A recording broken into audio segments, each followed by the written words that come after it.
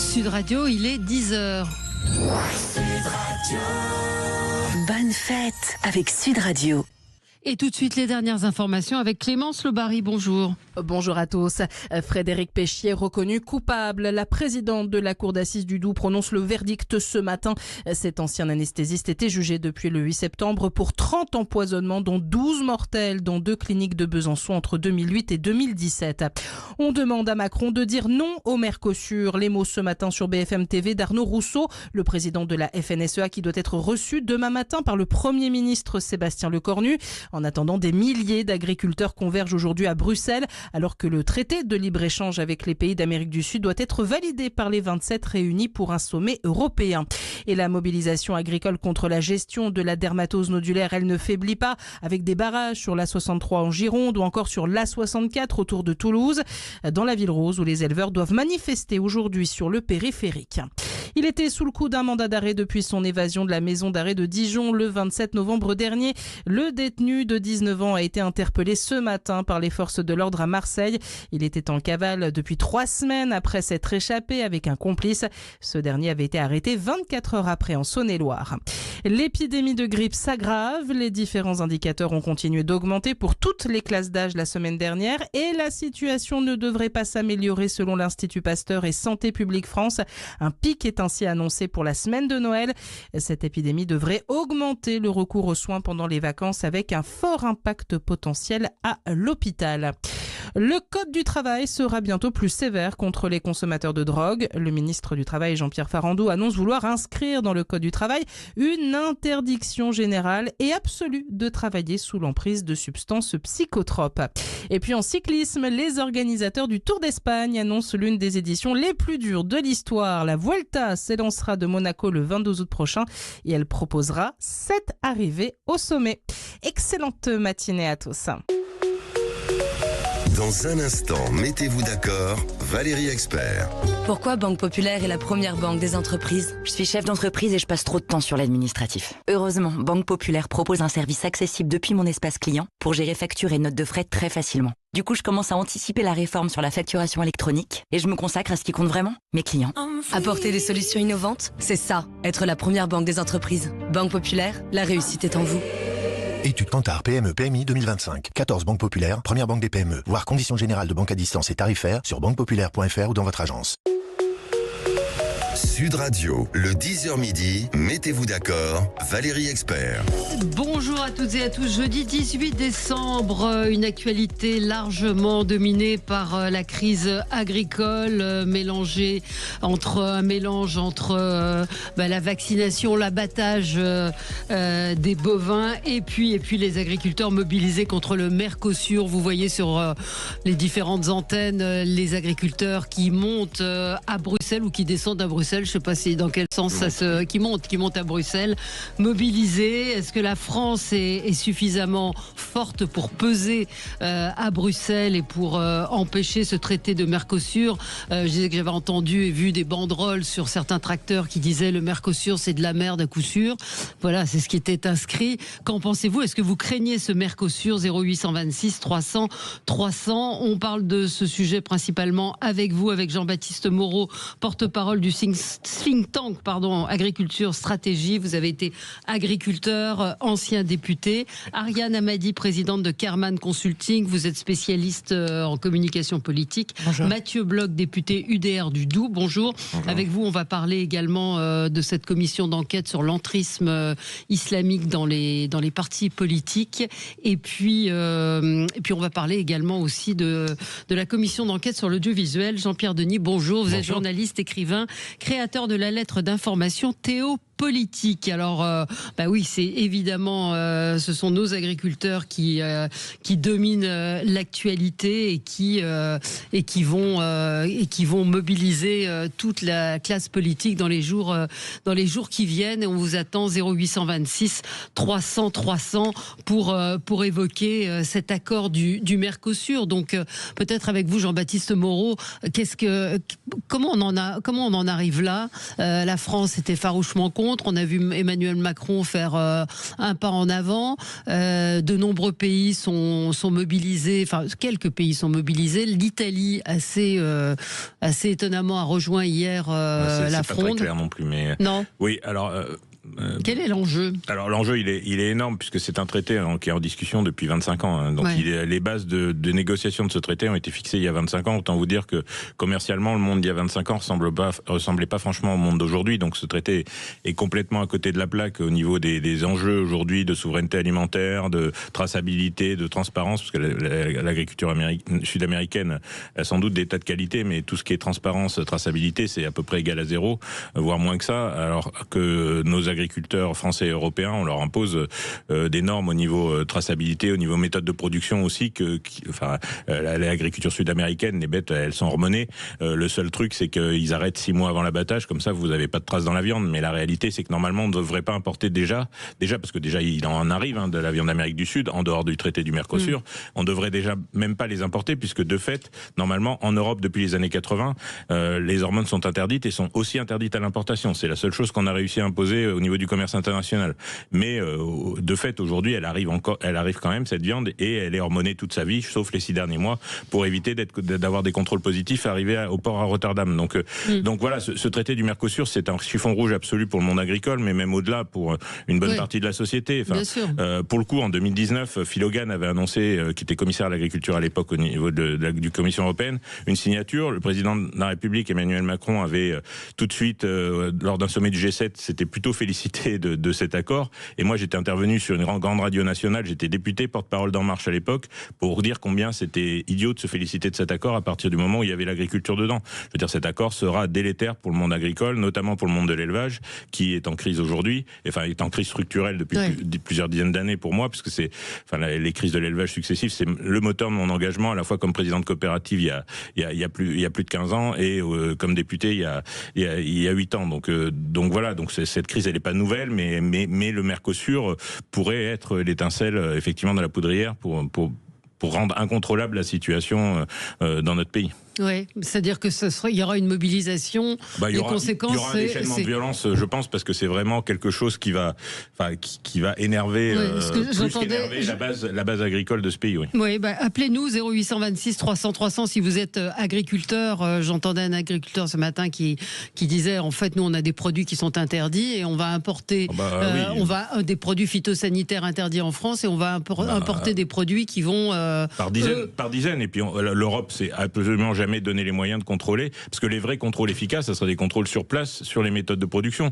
Mais ça, l'Europe ne le fait absolument pas. D'ailleurs, c'est à peu près le seul continent qui le fait pas, puisque quand on a exporté sur la Chine en 2019 de la viande, les Chinois sont venus certifier nos abattoirs. Nous, l'Europe, non, du moment qu'ils nous le disent, c'est bon, quoi. Ouais. Jean-Pierre Denis, cet accord du Mercosur. J'ai un de mes amis qui travaille dans un laboratoire de cosmétiques. Je fais un pas de côté. Ouais. Et ce laboratoire de cosmétiques est un laboratoire entreprise française indépendante qui n'appartient pas à un grand groupe, exporte dans différents pays du monde, notamment aux États-Unis.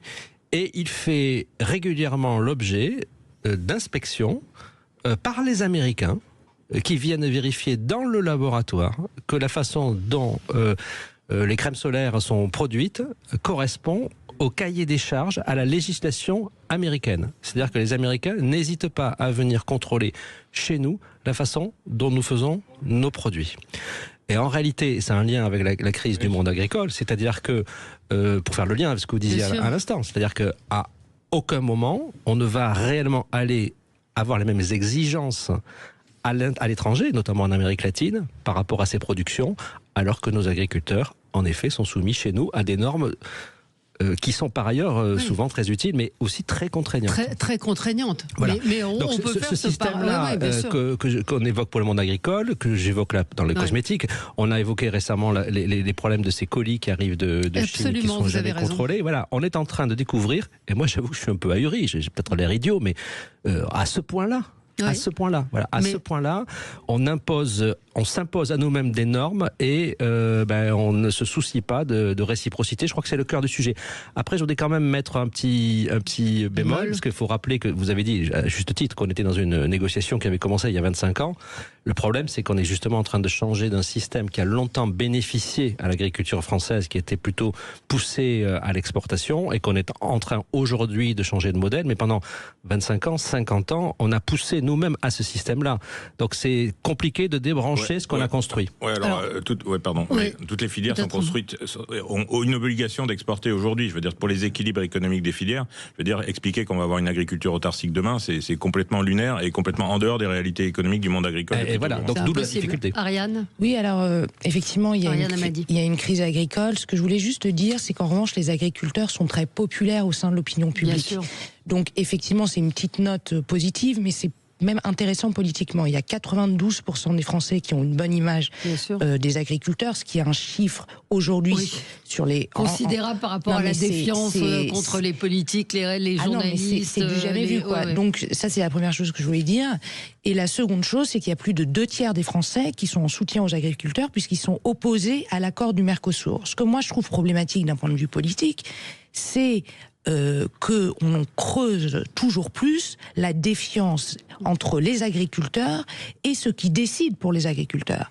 Et donc, on est dans une situation où les agriculteurs, à juste titre d'ailleurs, parlent de Paris et ne parlent même plus du gouvernement. Et donc, si vous voulez, cette défiance qui se situe notamment autour de l'idée que finalement, selon les agriculteurs, le gouvernement ne serait qu'une antenne à punir et pas une antenne à libérer. Et ça, c'est absolument dramatique, parce qu'on parle de celles et ceux qui quand même nourrissent un pays. Et donc, moi, ce que je trouve très problématique, c'est l'opposition maintenant radicale entre un gouvernement qui serait une technocratie surpuissante et des agriculteurs qui seraient du côté de la souffrance. Donc, on est arrivé à un tel dialogue de sourds, à une telle opposition, que je pense que ce qui est problématique, c'est que on va avoir beaucoup de mal à traduire en mesure les ressentiments des agriculteurs et au-delà à réconcilier finalement toute une France rurale avec le monde politique qui est de plus en plus, si vous voulez, j'ai pas les chiffres sur la France rurale par rapport à la confiance dans le gouvernement, mais je pense qu'ils sont pas 92%. Alors, on va se retrouver dans un instant avec Emmanuel, un auditeur qui nous appelle de Talence, qui est agriculteur, et puis vous pourrez aussi réagir, Mathieu Bloch, on ne vous a pas entendu sur le sujet, donc dites-nous ce que vous en pensez au 0826 300 300. Ce Mercosur est-il une tragédie pour nos agriculteurs et pour nous, consommateurs? C'est-à-dire, qu'est-ce qu'on va avoir dans nos assiettes? On se retrouve. Sud Radio, le 10h midi, mettez-vous d'accord, Valérie Expert. Et on est ensemble avec vous, nous évoquons le Mercosur, cet accord du Mercosur contre lequel sont mobilisés les agriculteurs. Ils sont en route vers Bruxelles sur leur tracteur. La France peut-elle peser pour contrer cet accord? Hier, je discutais avec Eric Revel qui me disait Madame van der Leyen, elle a déjà son billet pour le Brésil, hein, donc ça va être compliqué. Mais on va en parler avec vous. 0826 300 300 et les conséquences pour nous consommateurs de ce qui va se retrouver dans nos assiettes. On a Emmanuel en ligne. Bonjour Emmanuel. Oui, bonjour Valérie. Bonjour, vous êtes agriculteur ? Alors je suis agriculteur, mais en deuxième activité, parce que la propriété qu'on exploite, c'est une propriété familiale qui est trop petite pour être rentable. On la maintient, c'est un héritage, mais c'est très difficile et chaque année on se demande si on peut continuer. Mais c'est pour dire qu'on est plus paysan qu'agriculteur en fait. D'accord. Mais voilà. Mais par contre le soutien, bon évidemment, d'abord le soutien il est total parce que c'est une profession, mais c'est une profession de gens qui ont les pieds sur terre. C'est peu de le dire, mais un paysan, il veut vendre. Donc on n'est pas contre les accords, mais il faut pas tout mettre dans les accords. Nous, ce qu'on veut, ce qu'on comprend pas, c'est qu'il n'y ait plus le respect des principes de base. Est-ce qu'un politique ne devrait pas protéger le bien commun et l'intérêt commun? Un politique qui commence, n'importe lequel, un député qui vote un budget négatif, mais pour moi c'est une aberration. Personne n'a le droit d'avoir un budget négatif. Donc c'est pas ça qui fait la force d'un politique. Un politique, ce qui fait sa force, c'est la défense des intérêts communs. Et nous, ce qu'on veut pas, c'est la distorsion. Donc on en parlait, tout le monde semble d'accord ce matin à vous écouter, c'est parfait, mais quand est-ce qu'on le met en pratique? Quand est-ce qu'on met en pratique ces principes? On a un problème de culture politique en France. Et c'est valable sur le budget, c'est valable sur le Mercosur, c'est valable sur la politique d'abattage systématique qui a été choisie. On a un problème de déconnexion. Mais à la base, nous, on veut vendre. Le paysan, de toute façon, son métier, c'est de produire pour vendre. Ouais. Donc on n'est pas contre les accords. Il ne faut pas nous faire avaler des couleuvres. On peut pas accepter des produits qui respectent pas nos normes. On peut pas accepter, regardez l'histoire du miel, la production de miel en France, c'est une catastrophe. On fait venir du faux miel qui est un mélange de sirop de glucose. Mais ce genre de choses ne devrait même pas arriver à l'intérieur de nos frontières. Pourquoi c'est arrivé comme ça? Parce qu'on n'a pas de politique, on n'a pas de force. Et ne nous en voulez pas si... alors nous, on n'a rien contre les Français, on ne veut pas faire de blocage. C'est pas le but du jeu. Les Français, ils sont comme nous. On ne veut pas les empêcher d'aller en vacances. Mais ça va. Et là, la politique qui dit on va décaler de 15 jours, de 3 jours, parce qu'ils jouent l'essoufflement, mais c'est pas ça faire de la politique. La politique, c'est rassurer les électeurs, les citoyens, leur dire ne vous inquiétez pas, vous nous avez confié un mandat, on va vous défendre. Chacun son boulot. Nous on produit, que ce soit les artisans, les industriels, et les politiques nous défendent. Mais s'ils ne défendent pas, c'est eux qu'il faut empêcher de continuer à faire le malheur des autres. Bon, on va... Alors, je ne sais pas si vous voulez réagir, Mathieu Bloch, à ce que vient de dire Emmanuel. Oui, alors, moi, ce que je voudrais dire, c'est que... Ça rejoint ce que disait Ariane sur la défiance et la rupture avec les politiques. Emmanuel a complètement raison. Moi, je voudrais quand même tirer la sonnette d'alarme sur la situation absolument dramatique de notre agriculture. Souvenez-vous, quand on était gamin, on nous disait la France, c'est le grenier de l'Europe. Depuis quelques années, nous avons une balance commerciale déficitaire hors vin et spiritueux, due notamment à des problèmes de surtransposition des normes européennes, donc un problème franco-français où on a déjà nous-mêmes affaibli notre agriculture. Ce traité du Mercosur, c'est la fin, c'est la mort de notre agriculture, c'est la mort de notre souveraineté alimentaire. C'est un sujet absolument essentiel. Rappelons-nous quand même de l'histoire, les révolutions viennent souvent de révoltes paysannes, viennent de la ruralité. Ce qui se passe aujourd'hui, c'est un cri du cœur absolument grave de ces agriculteurs qui voient le fossé s'élargir entre les prises de décision et les réalités du terrain. Et notamment aussi au niveau des prises de décision européennes, où on a l'impression que la France ne pèse plus grand-chose, et que c'est Madame von der Leyen qui, toute seule, va décider de sonner le glas de notre agriculture pour sauver certainement l'industrie allemande, les exports d'automobiles allemandes vers l'Amérique du Sud en contrepartie. Alors il y a des pays européens qui ont besoin de la signature de ce traité du Mercosur, on le sait. N'empêche que le poids de la France est considérablement affaibli. Qui peut imaginer aujourd'hui Général de Gaulle ou Georges Pompidou accepter que la France soit l'otage de ce Mercosur? Personne. Au prix quand même de sa souveraineté alimentaire. C'est quand même la première chose dont on doit s'occuper. Donc la situation est absolument dramatique. J'étais à la Commission européenne la semaine dernière dans le cadre d'un rapport sur l'entrée, donc je suis chargé d'un sujet différent, mais je me suis rendu compte quand même qu'ils n'avaient pas conscience, qu'ils n'avaient pas fait le rétexte, le retour d'expérience du Brexit. Attention à la colère des peuples. Aujourd'hui, on n'en est pas là, on n'est pas en train de parler de Frexit, mais si nos agriculteurs marquent l'opinion, si notre agriculture disparaît, la position des Français sur l'acceptation des instances européennes pourrait s'en trouver viciée à terme.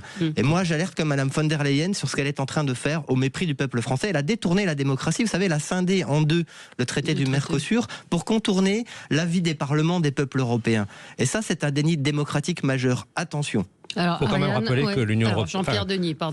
que l'Union européenne a très très largement bénéficié à l'agriculture française depuis des années. La politique agricole commune, elle a été conçue, construite, elle a bénéficié énormément à la France. Je m'inscris en faux complètement avec ça, parce que entre ce qu'on donne à l'Europe et ce qu'on reçoit, il y a 10 milliards d'écart. Donc si on le finançait nous-mêmes, la PAC, on aurait plus d'argent que ce qui vient de l'Europe. Donc ça, c'est une fausse information. Excusez-moi, non, c'est une vraie information. Faut pas avoir connu l'échange entre la France et l'Italie des broutards avec la lire italienne dévaluée de 30% dans le week-end et avec les prix des broutards qui s'effondraient, pour pas voir que l'Union européenne, notamment au niveau du marché commun, a apporté un certain nombre de choses à l'agriculture française. Enfin, je veux dire, je l'ai connu cette période-là. Je peux vous dire que c'était pas très rigolo pour le prix des broutards. Le prix des broutards aujourd'hui, il est stable depuis à peu près 20 ans. Il bouge très peu et c'est grâce aussi à la monnaie commune. Donc il faut arrêter de dire des conneries sur l'Union européenne et sur le fait que évidemment que non, mais là, je parlais de la PAC, pas de la monnaie commune, c'est des choses différentes.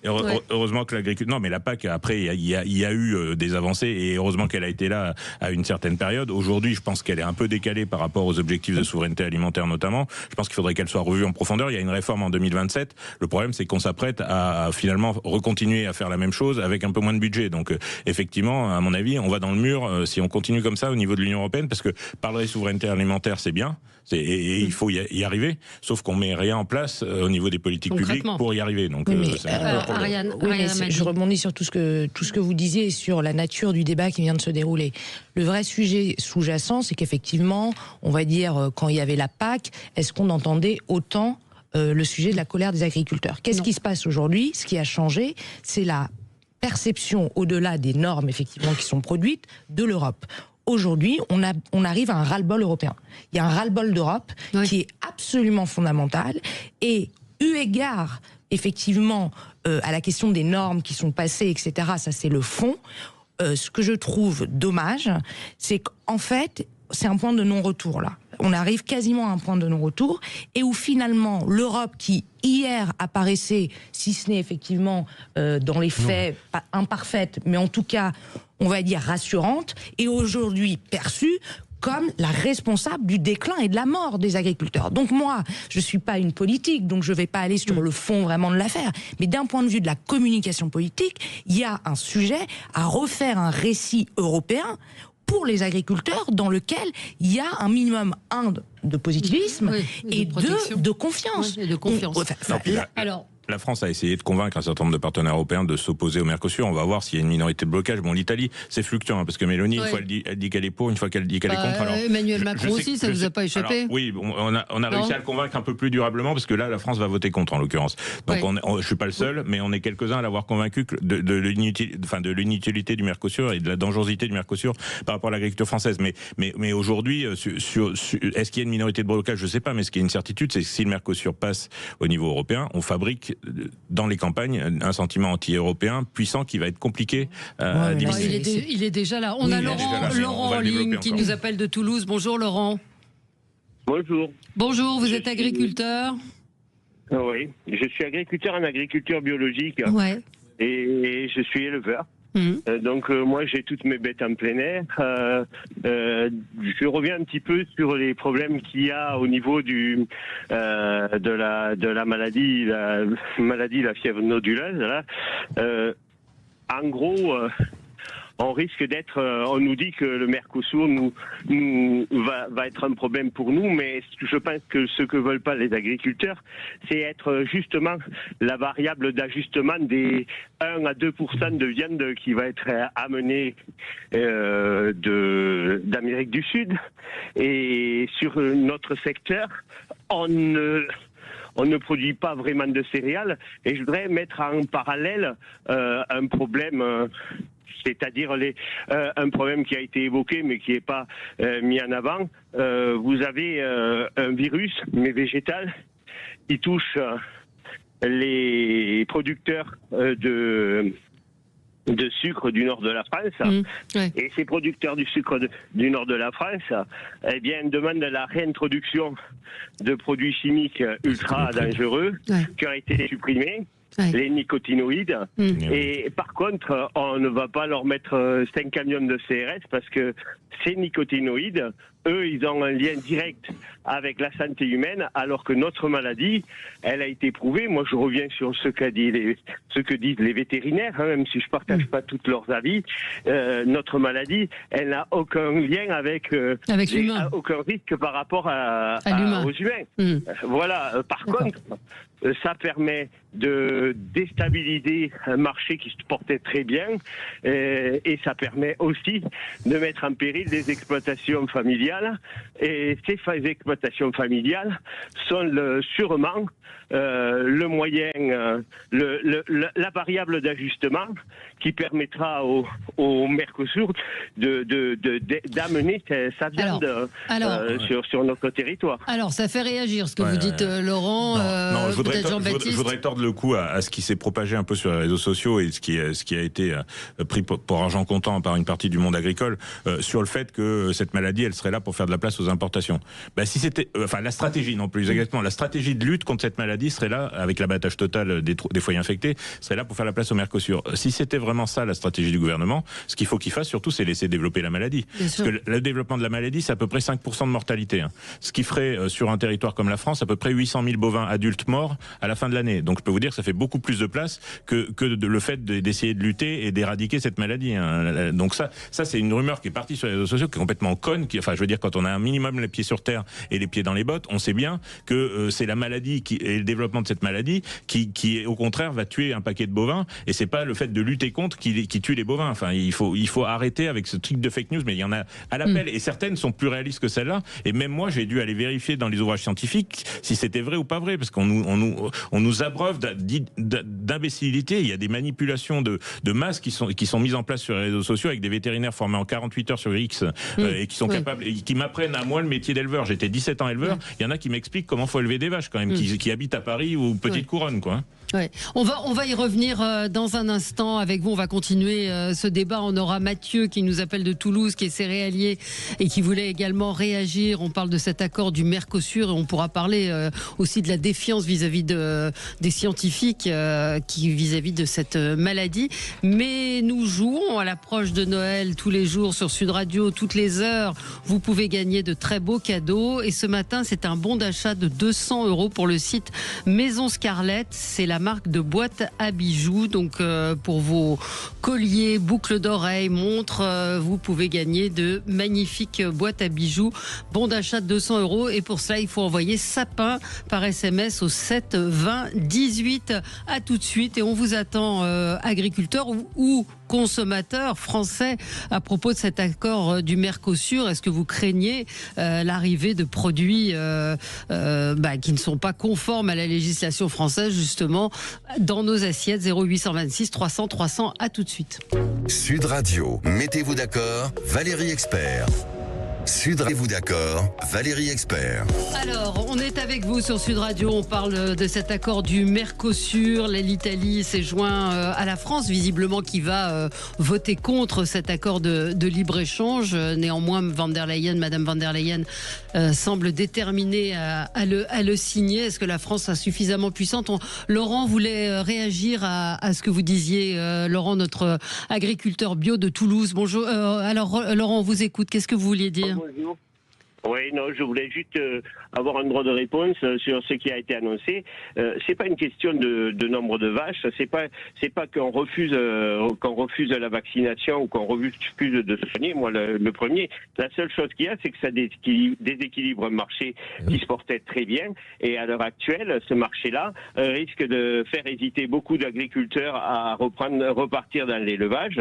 Il va faire hésiter beaucoup d'installations. Moi, mon fils vient de s'installer hier.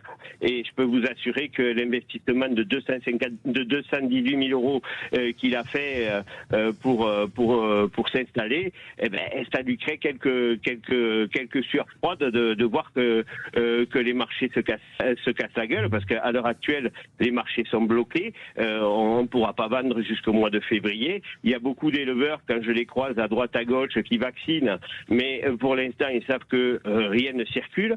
En contrepartie, on a des circulations extra-régionales qui sont autorisées, les camions peuvent circuler.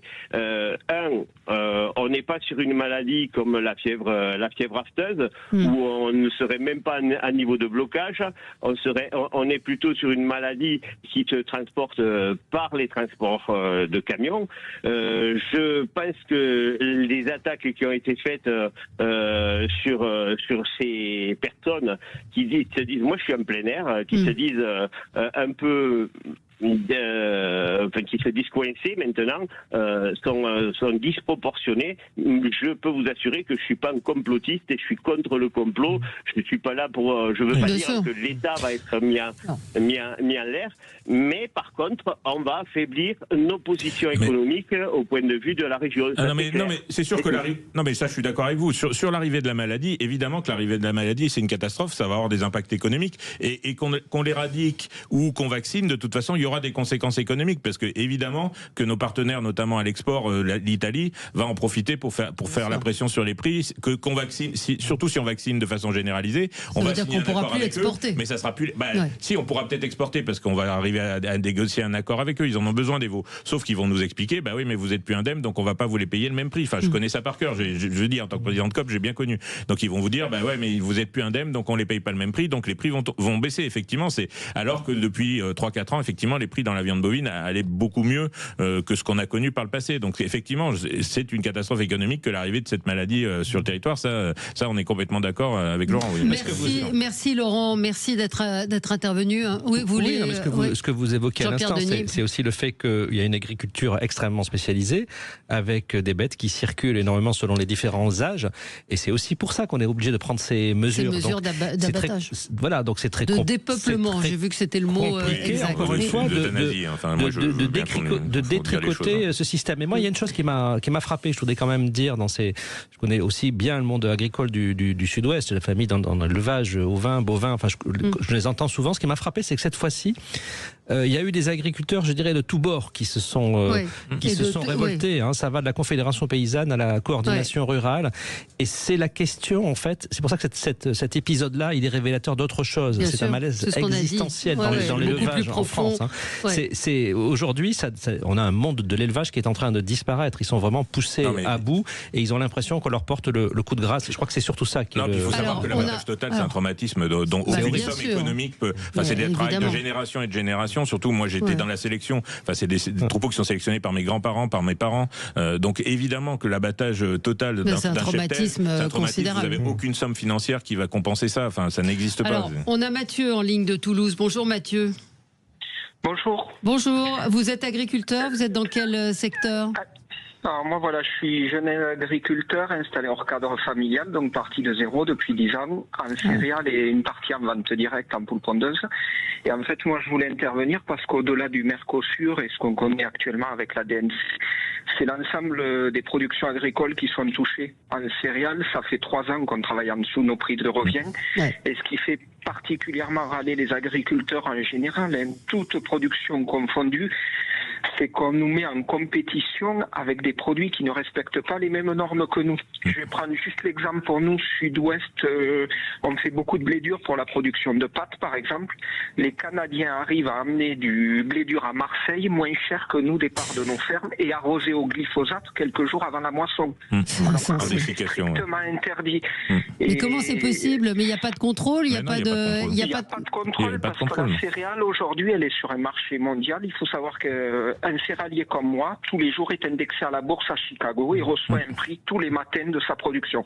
Ça veut dire que d'une année sur l'autre, ou d'une semaine sur l'autre, on peut perdre 10-20% de notre prix sans avoir aucune action dessus. C'est-à-dire que notre travail, il est fait, il est bien fait, mais on ne sait jamais combien on va vendre. Et là-dessus, on n'a aucune visibilité à long terme. Et je pense qu'aujourd'hui, ce qui se passe avec les éleveurs, tout le monde se met vent debout, puisque on ne peut pas continuer comme ça.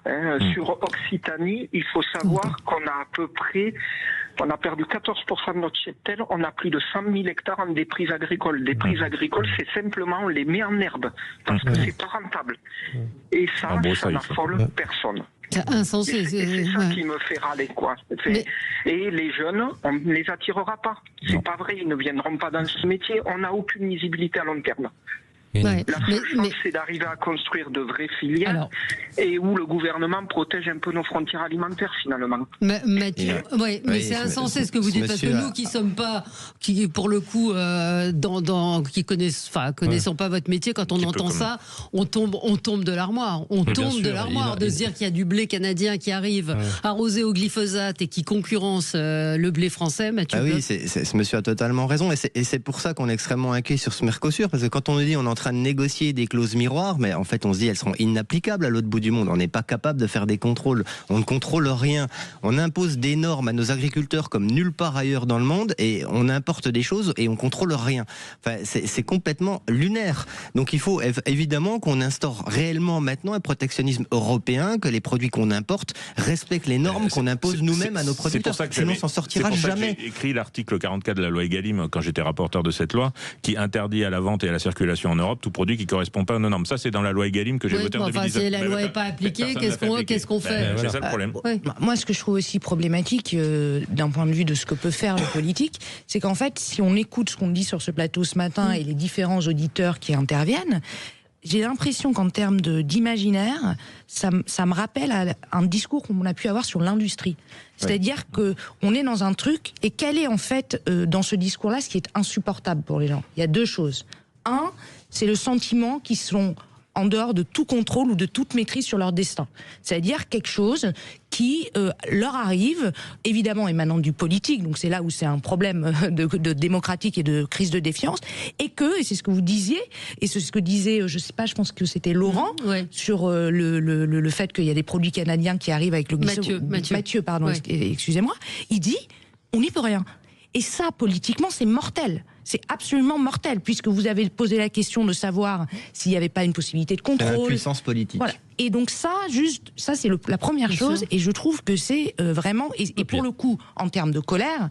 Mais il y a qu'à regarder dans votre vie. Si à un moment donné, il vous arrive quelque chose et que vous avez par exemple un médecin, si vous êtes malade, ou quelqu'un qui vous dit on n'y peut rien, et soit vous êtes en colère, soit vous rentrez en dépression. Enfin, je veux dire, c'est quand même très très grave. Et ensuite, la dernière chose, et je vous laisse la parole, j'aimerais juste en tant que communicante faire un mini point sur la communication gouvernementale et pourquoi elle est très difficile. C'est un peu technique. Pour pas dire nul.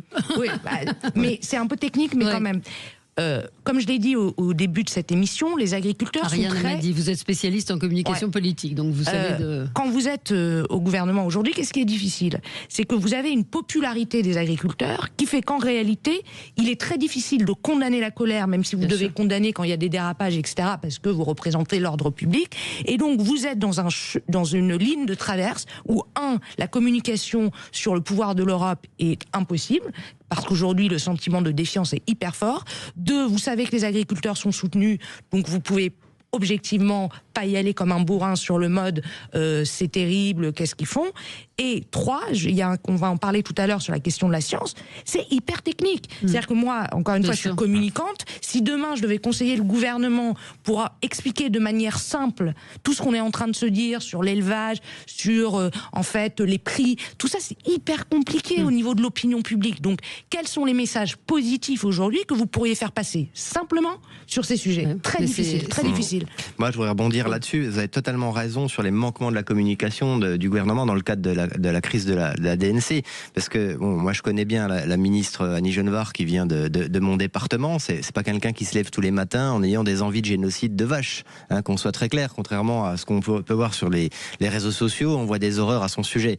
Mais il faut reconnaître qu'en dehors de la stratégie qui est mise en place d'abattage systématique des cheptels, là, il n'y a pas de science infuse. Voilà. Moi, je suis pas vétérinaire. Mais par contre, sur la méthode, sur la communication qui est faite, elle est archi mauvaise. Par exemple, quand il y a l'abattage et l'élevage à Pouillet français dans le Doubs, elle se déplace pas, elle va pas sur place au moment de l'abattage. Moi, je suis persuadé, si Annie Genevard vient à Pouillet français, prend les gens dans ses bras, essaye d'être la plus humaine possible, parce qu'en effet, quand on perd tout son cheptel, c'est un drame absolu pour nos agriculteurs.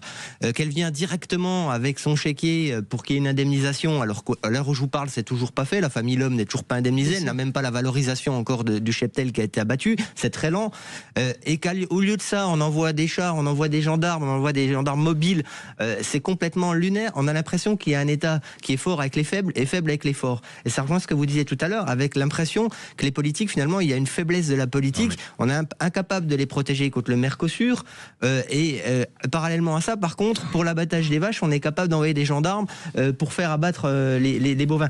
Donc tout ça fait que c'est vraiment un climat totalement explosif que nous sommes en train de créer, et notamment par des manquements réels en termes de communication, je pense. Ce qui est certain, c'est quand on est dans un temps de l'image, et que effectivement les symboles sont importants. Oui, c'est ce que je dis. Donc Annie Genevard, elle a été sur le terrain, mais elle y a été effectivement peut-être un peu tard. Et surtout, le truc, c'est qu'il faut pas faire des réunions en préfecture. En fait, ça sert à rien, à part agacer tout le monde, parce qu'il y a quelques représentants qui ont le droit à la parole de la ministre, mais pas tous. Il vaut mieux aller sur le terrain, dans les élevages, effectivement, à la confrontation. Là, je peux être d'accord avec vous, parce que les éleveurs, en plus, c'est pas des cinglés, donc ils vont pas lui taper dessus. Je veux dire, bon, ça va peut-être être un peu chaud. Moi, j'en ai vécu des manifestations chaudes, mais au contraire, il faut y aller parce que les agriculteurs reconnaissent aussi le courage du politique qui vient à leur rencontre et qui vient discuter, quand bien même ils ne soient pas d'accord avec eux. Donc il n'aurait pas agressé et effectivement ça aurait sans doute un peu redescendu la pression si elle était allée effectivement plus rapidement sur les élevages, pas juste dans les préfectures. Je vois le président de la République qui s'exprime en ce moment depuis Bruxelles. Cet accord ne peut pas être signé, c'est ce qu'il dit à propos du Mercosur. Donc c'est bien ce que je dis, on est quelques-uns à l'avoir convaincu et on a encore échangé sur le sujet avec le président de la République le week-end dernier. Donc, ce qui est quand même incroyable, c'est que vous avez besoin de le convaincre.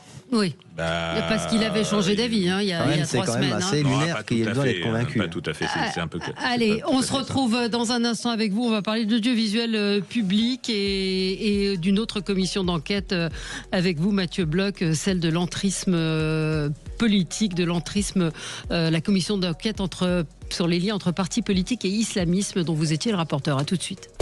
Sud Radio, le 10h midi, mettez-vous d'accord, Valérie Expert.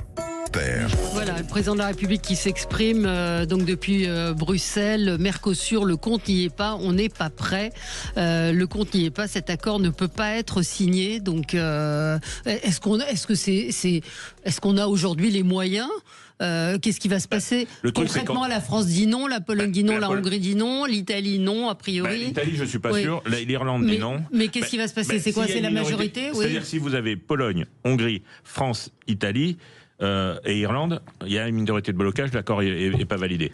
D'accord. Mais est-ce que vraiment l'Italie va dire non ou est-ce qu'elle demande le report du vote? Parce que moi jusque-là j'étais plutôt sur le report du vote. Ouais. Donc le report du vote c'est autre chose. Ça veut dire qu'on repousse au calendrier grec. Mais pourquoi faire? Alors si on n'est pas pour maintenant, pourquoi on serait pour dans 6 mois? Et si on est contre maintenant, pourquoi on serait pas contre dans 6 mois? Donc je vois pas bien le motif du report. Mais s'il y a vraiment ces pays-là qui sont contre, l'accord va être rejeté. Voilà. Pour l'instant, Mélanie est sur le report à cause des clauses miroirs pour voir un petit peu comment ils vont être appliqués réellement. Donc on va gagner quelques mois, mais elle a dit qu'elle ne remettait pas en cause l'accord non plus. Donc l'Italie a quand même quelques intérêts à ce que l'accord soit signé au niveau industriel notamment. C'est quand même assez, ça incarne quand même la faiblesse du poids de la France maintenant au sein de l'Union européenne. Ouais. C'est un pays parmi 27. Cette information qui nous intéresse tous, mais plus particulièrement nos auditeurs en Occitanie, le parquet de Toulouse requiert une suspension des travaux sur l'autoroute A69. Une fois de plus sur le chantier entre Castres et Toulouse. Donc il s'est étendu sans autorisation sur un total de 46 sites et donc au regard de la gravité des atteintes à l'environnement relevées, le parquet de Toulouse a décidé de saisir le juge des libertés et de la détention d'un référé pénal environnemental afin de mettre fin aux agissements incriminés dans un but de préservation de l'environnement. Vous voyez, ça aussi, ça excite la ruralité parce que, et justement, en plus, c'est dans la même zone. Je veux dire, toute la population autour est quasiment pour, tous les élus du coin, quelle que soit leur base politique, sont pour, et ça va être bloqué par des gens qui viennent pour la plupart de l'extérieur, qui sont absolument pas habitants de la zone et qui s'en foutent absolument. Mais la ruralité en a marre de se faire traiter en victime expiatoire des idéologies quelles qu'elles soient. C'est un peu ça qu'on a un peu l'impression. Cette autoroute, elle est utile aux habitants du coin et à la zone autour de Castres. Voilà. Ça, après, il y a les pour, les contre. Il y a les pour, les contre. Après, là, c'est la décision. J'en parle en connaissance de cause. On pourrait très bien discuter de l'utilité de cette autoroute qui va faire gagner quelques minutes à quelques personnes et de savoir si l'argent qui est mis là est mis au bon endroit. Ce qui est problématique, c'est que maintenant, il faut en finir. Voilà, en réalité, c'est ça le problème. C'est-à-dire que le chantier est tellement engagé que de toute façon, quelle que soit l'opinion qu'on peut avoir sur l'utilité ou l'inutilité de cette autoroute, il suffit de se promener dans le paysage de la région pour voir qu'il faut la finir. Voilà, c'est ça le problème. Cela dit, si le parquet là s'est prononcé, c'est aussi parce qu'il y a effectivement des débordements, des problèmes qui sont quand même sérieux dans la gestion de ce chantier. Voilà. Je vous propose que nous parlions peut-être de l'audiovisuel public, de cette commission d'enquête qui est menée en ce moment même donc à l'Assemblée nationale avec comme rapporteur Charles Aloncle qui fait partie de votre qui est UDR. C'est le droit de tirage du groupe UDR. Oui. Voilà, absolument, et qui mène alors certains lui reprochent d'être de parti pris. Néanmoins, il y a un certain nombre de révélations objectives. Par exemple, sur les 14 semaines des salariés, 14 semaines de congés des salariés salariés du service public, sur des emplois fictifs, comme celui de monsieur Arnaud Gatcha qui touche 100 000 euros par an pour un emploi dont on ne sait pas très bien lequel il est à France Télévisions. On peut penser aussi à ces contrats 46 ans de CDD pour les animateurs des chiffres et des lettres qui ont coûté plus de 450 000 euros au service public. Donc il y a quand même cette commission d'enquête, elle était nécessaire. Après, il y a effectivement un questionnement sur le fonctionnement du service public. Et puis il y a un rapport de la Cour des comptes qui mettait en avant les défaillances budgétaires de l'audiovisuel public, et c'est quand même l'argent des Français, donc c'est normal qu'on fasse une commission d'enquête sur ce sujet. Il n'y a pas que les problèmes d'impartialité, de traitement des médias, il y avait aussi le problème de l'argent public des Français. Qu'est-ce qu'on en fait ? Parce qu'on ne peut pas avoir les mêmes exigences pour un média qui fonctionne avec l'argent des Français qu'avec un média privé. Oui. Donc c'est alors il y a un certain nombre de personnes qui sont auditionnées et vous vouliez revenir Jean-Baptiste Moreau sur ce qui s'est passé hier. Il y a un certain nombre de personnes, de députés qui sont dans cette commission d'enquête, dont Ercilia Soudet. Sur une séquence qui m'a mis hors de moi. Je l'ai vue hier soir sur les réseaux sociaux. Vous voulez qu'on l'écoute comme ça, on pourra en parler, même si c'est pénible. Ah oui, pardon pour nos auditeurs alors parce que vraiment c'est pénible. Ouais. Alors qu'à côté de ça, on a une Sophia Aram qui... On n'a pas une Sophia Aram. Mme Soudet, je vais arrêter, je vais enlever le micro. Vous faites attention à la manière dont vous parlez. On a une Sophia Aram, mais on est où ici ? On est dans une cour d'école ? On est dans une assemblée générale de la France Insoumise, on ne parle pas des gens en disant on a une Sophia Aram. Mais vous vous rendez compte, Madame Soudet, vous vous rendez compte de ce que vous venez de dire ? On a une Sophia Aram. C'est comme ça qu'on parle de citoyens. Bon, c'est un tout petit extrait. C'est même plus grave que ça. Elle explique que Sophia Aram fait de l'humour raciste. Oui, c'est ça. C'est cette séquence, c'est cet extrait-là qu'on aurait dû entendre. C'est une amie proche, en l'occurrence. Donc voilà, je voulais juste préciser que c'était Jérémy Patrier-Létus qui est le président. Le président qui essaye de la ramener un peu à la raison. Alors du coup, elle l'accuse de sexisme parce que il la coupe parce qu'elle dit des conneries, pas parce que c'est une femme. Voilà. Donc là-dessus, pour être honnête, elle accuse Sophia Aram d'être une raciste. Alors pour comprendre l'humour, il faut de la culture et de l'intelligence, deux choses dont Ercilia Soudet sont totalement dépourvues. Donc effectivement, je comprends qu'elle ne comprenne pas l'humour de Sophia Aram, parce qu'il faut un minimum d'intelligence pour le comprendre. Mais alors l'accuser d'être raciste, là, c'est le pompon. Enfin, je veux dire, Sophia Aram, aujourd'hui, ce qu'il faut savoir, c'est qu'elle est menacée de mort quasiment partout où elle va. Et elle est humoriste et elle est obligée d'avoir parfois des flics à l'entrée de ses salles pour éviter que les nervis d'extrême gauche qui l'ont prise pour cible parce que soi-disant elle serait islamophobe, enfin des trucs complètement lunaires. Sophia Aram, elle a grandi à Trappes. Mais c'est surtout, elle faisait, Ercilia Soudet, c'était sur le 2 poids 2 mesures du service public, c'est-à-dire alors elle parlait d'un Guillaume Meurice aussi, pour être tout à fait juste. Elle dit on a un Guillaume Meurice qui a été viré pour avoir fait une blague sur les Juifs, en parlant de Netanyahou, en parlant d'un nazi sans prépuce. Voilà, d'un nazi sans prépuce, et elle comparait Sophia Aram et les chroniques de Sophia Aram en disant c'est pas normal qu'elle soit pas virée, en gros. Ouais, mais alors, déjà c'est la police de la pensée. Non, mais c'est qu'elle prouve que l'humour est raciste, et en quoi il l'est, mais à ce moment-là, s'il l'est vraiment, il faut l'attaquer au tribunal. Je pense surtout l'attaquer au tribunal et la faire condamner, mais évidemment qu'elle le fera pas, parce que c'est absolument faux, c'est n'importe quoi. Je pense surtout que Ercilia Soudet doit être la seule en France à penser que France Inter penche à l'extrême droite. Ça, c'est quand même assez audacieux comme de dire ça devant une à partir du PS, vous êtes d'extrême droite avec eux. Oui, non, mais c'est sûr. Mais cette séquence, elle est glaçante parce que... surtout quand vous savez comment Sophia Aram est traitée en interne, en plus à France Inter, où elle se fait démonter, notamment elle se faisait démonter il y a encore par Guillaume Meurice notamment, enfin voilà, et même pas que sur les antennes. Mais moi, ce qui me fascine, c'est la nature aussi de la question, c'est-à-dire qu'on est sur une extrême gauche qui veut la censure. Hier, Aymeric Caron dit il faudrait qu'on mette en place un conseil déontologique qui aurait la capacité de sanctionner et d'enlever les cartes de presse. On est quand même dans un tribunal politique, et c'est vrai que je pense que vous avez pensé à rien. On a un président de la République qui a voulu créer aussi une régulation des médias. Ils avaient agressé des médias au sein même du Palais Bourbon. On se souvient de leur altercation avec le média Frontière, où ils étaient venus même au corps à corps dans la cour du Palais Bourbon pour empêcher le média de faire son travail. Enfin, c'est complètement hallucinant. Vous direz un mot, Ariane, on va faire en 2 secondes, parce que moi, ce que je trouve lunaire et assez délirant, c'est qu'au départ, la télévision, c'est pas censé être un ring de boxe politique. Je suis désolée, la fonction de la télévision au tout début, ou des médias en général, enfin selon moi, c'est d'informer, d'éduquer et éventuellement de divertir. Voilà. Donc là, on arrive, là quand on voit ce qui se passe sur ce plateau, c'est un millième.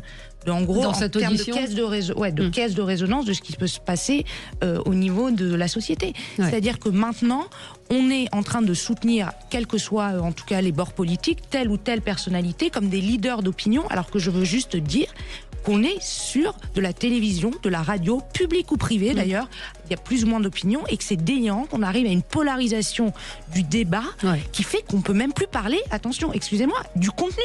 Est-ce qu'un programme, par exemple sur le service public ou pas, remplit sa mission et les objectifs Star Academy? Le but, c'est de divertir, de permettre de faire connaître des nouveaux talents de la chanson. Non mais je veux dire, on oublie même ça. C'est-à-dire qu'on peut même plus débattre de ce que fait la télé ou la radio. Allez, on se retrouve dans un instant avec vous. On va parler d'une autre commission d'enquête. On va parler également de la cyberattaque contre le ministère de l'Intérieur. À tout de suite. Sud Radio, mettez-vous d'accord, Valérie Expert. Studio, le 10h midi, mettez-vous d'accord, Valérie Expert. Et nous sommes ensemble avec vous sur Sud Radio pour commenter l'actualité, vos coups de cœur, vos coups de gueule. Mais avant, nous avons notre gagnante. C'est Chantal de Bastia qui a gagné un bon d'achat de 200 € pour le site Maison Scarlett. Maison Scarlett, allez voir sur le site. C'est une marque de boîte à bijoux. C'est important de bien ranger ses bijoux et vous trouverez tout ce qu'il vous faut. Idée de cadeaux pour Noël. Donc bravo à Chantal, fidèle auditrice, qui a envoyé sapin par SMS au 7 20 18 et vous pouvez jouer évidemment avec Sud Radio. De nombreux cadeaux encore au pied du sapin Sud Radio. Pour commenter cette actualité, Jean-Baptiste Moreau, porte-parole du think tank Agriculture Stratégie, ancien agriculteur, ancien député. Ariane Amadi, présidente de Kerman Consulting, spécialiste en communication politique. Mathieu Bloch, député UDR du Doubs, et Jean-Pierre Denis, journaliste, écrivain. Et je rappelle votre lettre d'information théopolitique. Vos coups de cœur, vos coups de gueule. Peut-être un mot sur cette cyberattaque contre le ministère de l'Intérieur avec vous, Ariane. J'ai une amie qui est de Limoges. Elle me dit, en plus, il a été arrêté à Limoges, le jeune, comment on dit, geek, hacker. Non, c'est un coup de gueule plus général, mais qui n'est pas à la limite contre les administrations, mais plutôt une alerte. On a eu des hôpitaux publics qui ont été hackés. On a eu des collectivités qui ont été hackées. Et donc, il faut savoir que c'est souvent des données extrêmement sensibles, extrêmement confidentielles, que ce soit à l'égard des patients, des citoyens et effectivement là, de tout ce qui a trait à l'ordre public. Donc moi, mon message, il est double. La première chose, c'est renforçons autant que faire se peut notre ingénierie en la matière. Et j'ai envie de dire, deuxième chose, pensons dans ces moments-là vraiment. Alors je sais que l'administration publique n'est pas toujours très, valorisée, mais aussi, je veux dire, à tous ces gens qui font en sorte qu'elle puisse faire fonctionner les choses. Voilà. Oui. Alors il se trouve que visiblement ce sont des mots de passe cryptés qui ont été diffusés sur des mails non cryptés. Donc je pense qu'on peut mettre toute la sécurité qu'on veut. Oui, mais on oublie souvent la vulnérabilité technologique, c'est-à-dire qu'on parle beaucoup, mais même de façon, je vais pas ouvrir un autre débat, mais de façon plus générale, notre première vulnérabilité, et vraiment là où si jamais quelque chose se passe, on sera vraiment mal, c'est autour de la technologie. Bien sûr. Je veux dire, soyons clairs et ne l'oublions pas quand même. Oui, mais on peut mettre. Ce qui est intéressant dans cette histoire, j'en connais pas les détails, mais ce que je comprends, c'est qu'en fait, on peut mettre toutes les barrières technologiques que l'on voudra. À la fin des fins, c'est des comportements humains aussi bêtes que ce que Valérie vient d'évoquer, c'est-à-dire le fait d'envoyer sur une messagerie non cryptée des mots de passe qui permettent à des hackers de rentrer. Et dans les grandes catastrophes, en fait, c'est souvent ça. C'est-à-dire c'est un comportement humain qui, à l'échelle d'un ministère comme celui du ministère de l'Intérieur, est extrêmement difficile à contrôler parce que voilà, il y a des dizaines de milliers de fonctionnaires qui sont concernés. Et il suffit qu'il y ait un ou deux négligents pour que et aussi des gens pas formés. Enfin, faut savoir que la digitalisation, par exemple, de l'administration publique, elle date maintenant d'une grosse dizaine d'années, mais il y a vraiment aussi une question de formation des agents. Et c'est d'ailleurs pas pour moi, je trouve, leur faute, mais c'est comment, par exemple, quand je reçois un mail comme ça, comment je peux me dire Ça m'a l'air bizarre. Peut-être que je vais en référer à qui de droit pour essayer d'éviter la catastrophe. Moi, je suis pas une professionnelle de la technologie, loin de là, mais je pense qu'il y a un sujet de sensibilisation, d'éducation. Mais effectivement, Stéphane, un auditeur me dit, c'est le résultat de la méconnaissance de l'utilisation de l'outil informatique. Le problème est humain. L'administration réseau des ministères est faite avec les pieds et l'outil est obsolète. Quand on voit ce qui s'est passé au Louvre, effectivement, avec le mot de passe Louvre. Avec le mot de passe Louvre, on peut s'interroger. Jean-Pierre, un coup de gueule? Moi, j'ai regardé, je ne sais pas si vous avez vu passer ces images de ce mur que Donald Trump a fait à la Maison-Blanche avec les portraits de ses prédécesseurs, sous lesquels il est allé écrire lui-même des biographies complètement fantaisistes, évidemment, notamment celle de Joe Biden, où il reprend toutes les noms d'animaux avec lesquels il traitait Joe Biden. Voilà, je trouve ça vraiment absolument pathétique, incroyable que le président des États-Unis en soit à ce niveau, d'aller dans un couloir faire écrire des insultes sous les portraits de ses prédécesseurs. Voilà, je crois on ne réalise toujours pas, en tout cas, j'ai toujours pas réalisé à quel point on avait affaire vraiment à quelqu'un de très très très particulier. Enfin, le président des États-Unis. Voilà, c'est pas une caricature de cours d'école. C'est pas gravé sur la table de la salle de classe où vous écrivez que votre voisin est je sais pas quoi. Vous voyez, c'est un portrait officiel de ses prédécesseurs à la Maison-Blanche. Et c'est écrit, imprimé. Voilà. Sur Obama, il dit Barack Hussein Obama était le premier président noir, l'un des plus clivants de l'histoire américaine. Et sur Biden, donc il n'y a pas la photo de Joe Biden, il y a simplement la signature électronique de Joe Biden, donc il n'y a pas son portrait. Sleepy Joe a été de très loin le pire président des États-Unis, de l'histoire des États-Unis, surnommé Sleepy, c'est-à-dire l'endormi ou l'escroc. Joe Biden a été dominé par les gauchistes. Voilà, il y a une vraie décadence. C'est écrit à la Maison-Blanche. Franchement, il y a une vraie décadence de ce grand système politique américain. On se plaint de la qualité, du niveau de notre débat politique. On n'en est heureusement pas là, et j'espère qu'on n'en arrivera pas là, quels que soient les leaders que nous aurons dans l'avenir. Je trouve que c'est vraiment absolument atterrant. Comme quoi, le manque de culture et d'intelligence n'est pas l'apanage de quelques députés de la France Insoumise. Et puis, un certain nombre de choix de décoration qui peut aussi interroger, mais c'est accessoire par rapport à ça. Sur Ronald Reagan, il a écrit « Il était fan du président Trump bien avant qu'il ne soit élu. » Voilà. Non, mais on est dans un cas vraiment pathologique.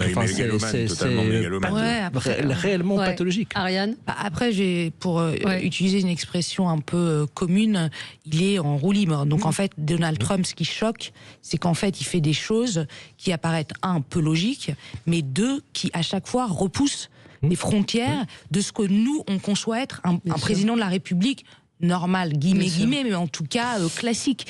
Et je trouve que cette absence de limite totale, c'est vraiment ne s'arrête jamais. C'est-à-dire qu'il y a toujours, à chaque fois, on va toujours un peu plus loin, et donc inconsciemment, ce qu'on se dit dans nos têtes, c'est jusqu'à où. Jusqu'à où ? Bien sûr. On va se retrouver dans un instant. On va parler avec vous, Mathieu Bloch, de cette commission d'enquête sur les liens entre partis politiques et islamisme dont vous étiez le rapporteur. Sud Radio, le 10h midi. Et de retour avec vous dans le studio de Sud Radio. Alors Mathieu Bloch, je rappelle que vous êtes député UDR du Doubs. Vous étiez le rapporteur de la commission d'enquête sur les liens entre partis politiques et islamisme.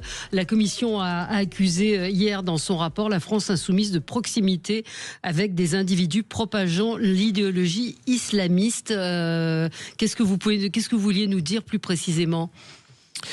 Alors déjà, c'est une commission d'enquête qui était un petit peu mal partie, parce qu'elle était née un peu sur une volonté de coupe politique de Laurent Wauquiez dans le cadre des élections internes contre Bruno Retailleau. Donc ils avaient choisi une nomination qui n'était pas conforme à nos institutions. Donc on a perdu beaucoup de temps, il y avait beaucoup de pérégrinations, ce qui fait qu'on a eu que 3 mois pour faire nos travaux plutôt que 6.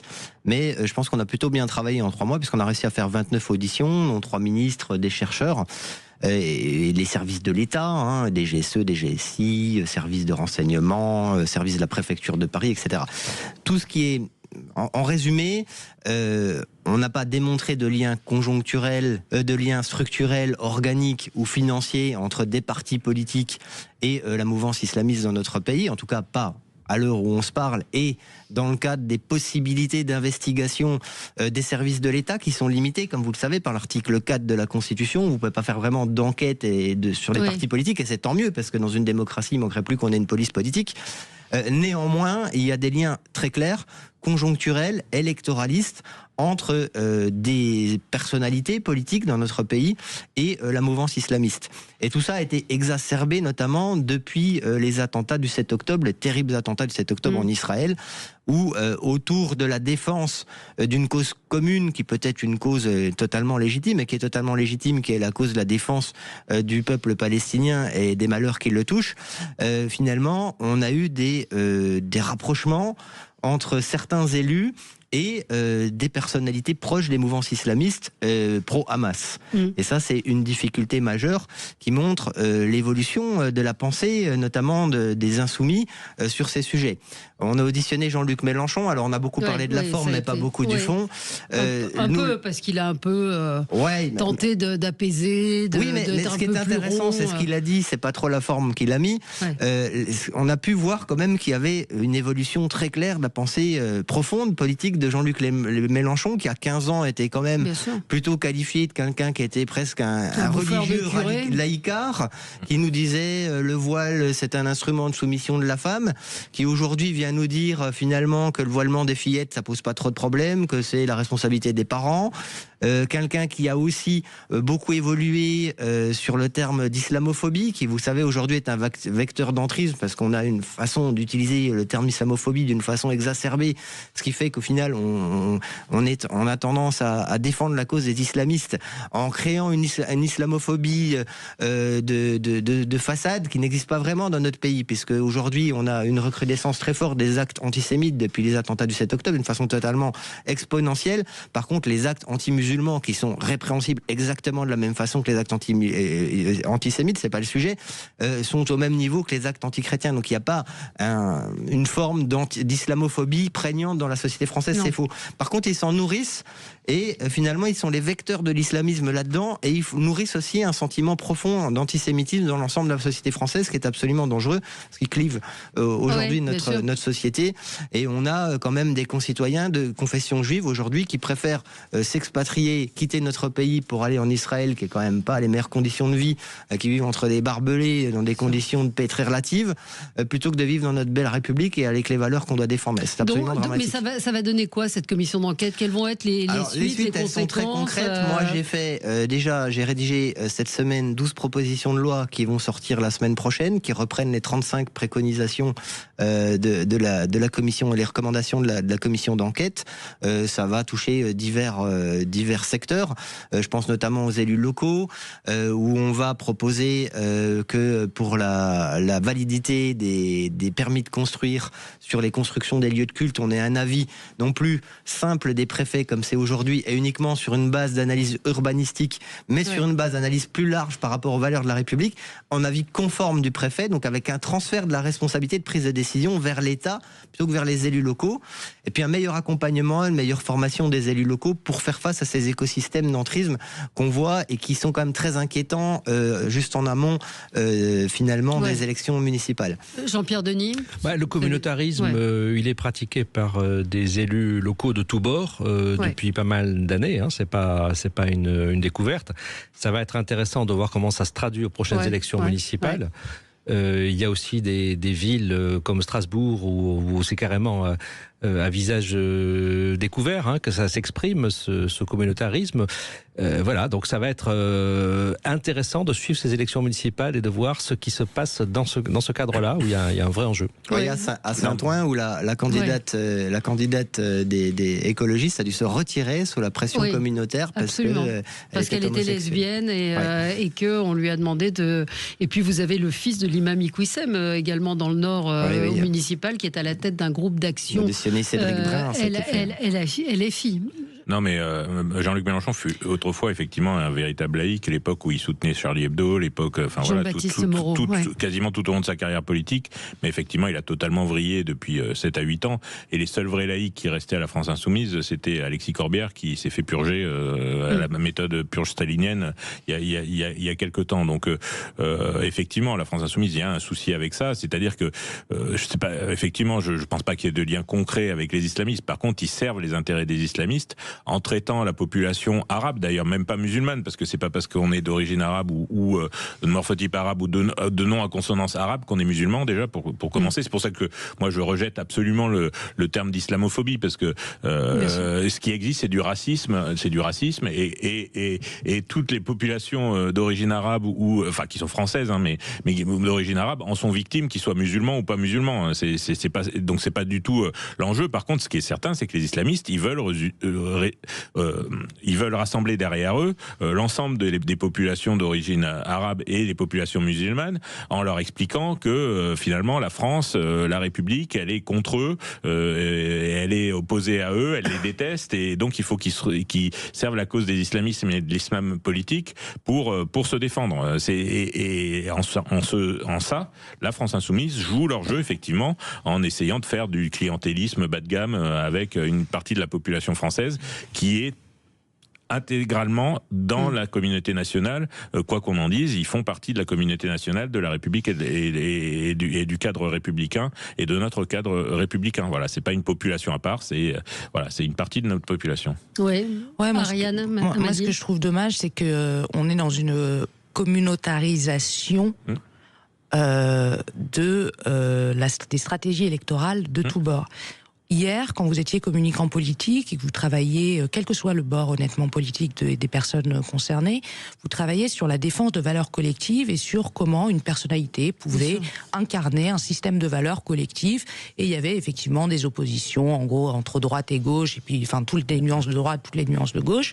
Aujourd'hui, quand vous travaillez en communication politique, si vous ne faites pas cet effort intellectuel de fabriquer des récits, de vous dire qu'est-ce qui universellement pourrait parler aux gens, vous êtes par segment. Donc aujourd'hui, le premier tour de l'élection présidentielle, il se gagne par un ensemble de segments déterminés, un marketing politique, je veux dire encore une fois, de tous bords, et c'est pas les mêmes segments, et c'est pas les mêmes, évidemment, c'est pas le même marketing. Mais moi, c'est ça que je trouve dramatique, c'est que, par exemple, en premier tour de la présidentielle, ça a extrêmement baissé le niveau de pourcentage pour y accéder, enfin pour le dépasser. Et donc, la logique, en fait, de com politique, ou en tout cas de stratégie politique de beaucoup de personnes, c'est de se dire, pour faire 50+1, je regarde, j'ai ma base électorale, donc déjà je fais 100%, au sein de ma base, parce qu'il faut être à plein, et puis après, je regarde 1 ou 2 segments sur lesquels je vais aller pouvoir prendre quelques pourcentages pour compléter ma base électorale. Et donc je trouve que ça, alors je décale un peu le propos, mais c'est vraiment un vrai problème. Et les politiques, pas que les communicants d'ailleurs, devraient se dire, qu'est-ce que je peux raconter qui va toucher aussi bien l'agriculteur, l'assistante médicale, le haut fonctionnaire, le prof. Et moi, si j'étais politique aujourd'hui, c'est ça que je chercherais. Et la seule façon de dépasser la question du communautarisme, c'est d'avoir cette volonté chevillée au corps de se dire...